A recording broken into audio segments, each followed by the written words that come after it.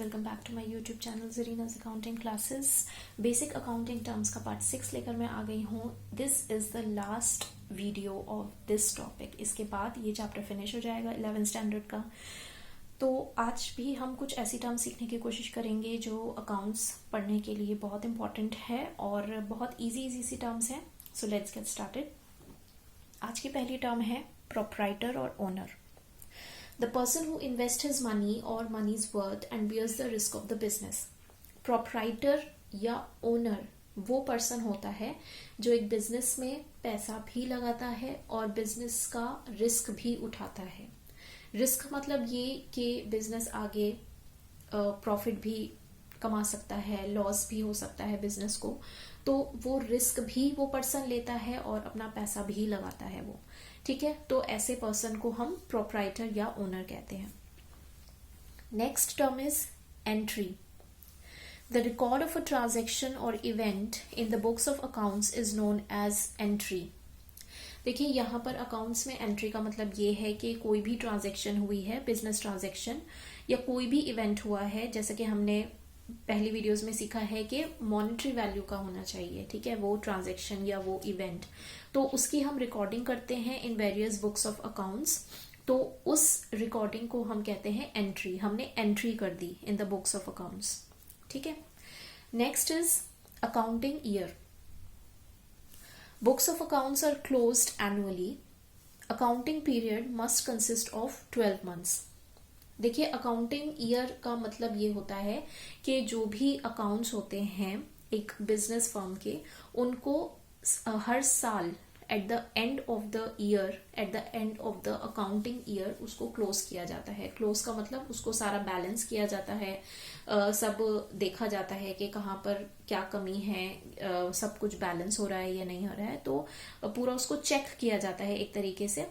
तो वो एनुअली किया जाता है।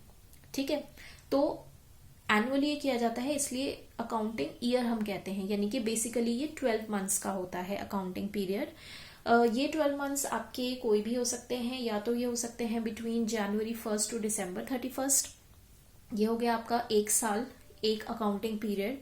ठीक है, या फिर फाइनेंशियल ईयर जिसे हम कहते हैं, जो कि स्टार्ट होता है from 1 April to March 31 of the next year. ठीक है, तो ये भी एक पर्टिकुलर ईयर है जो कि अकाउंटिंग पीरियड हो सकता है। Next term discount. Discount word आपने वैसे भी सुना होगा, बहुत कॉमन है। When some concession is given on selling price of goods it is known as discount. मान लीजिए बिजनेस फर्म कोई भी गुड्स जब बेचती है तो उसके सेलिंग प्राइस पर कुछ कंसेशन देती है, कुछ छूट देती है, कुछ कमी कर देती है उसके सेलिंग प्राइस में, तो वो कहलाता है डिस्काउंट। ठीक है, जो भी उसका सेलिंग प्राइस है गुड्स का, उससे थोड़े कम पर अगर वो आपको दे रही है, बेच रही है, किसी भी तरह का कंसेशन दे रही है, छूट दे रही है, तो that is known as discount.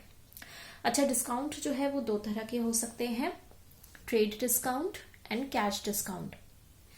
Trade discount which is given on selling price of every item. ठीक है, हर आइटम के ऊपर उसका सेलिंग प्राइस लिखा होता है, तो अगर सेलिंग प्राइस पर डिस्काउंट दिया जाता है, यानी उस प्राइस में कोई छूट दी जाती है, तो वो ट्रेड डिस्काउंट कहलाएगा। And second is the cash discount. Cash discount which is allowed to debtors to make quick payments of their bills in cash.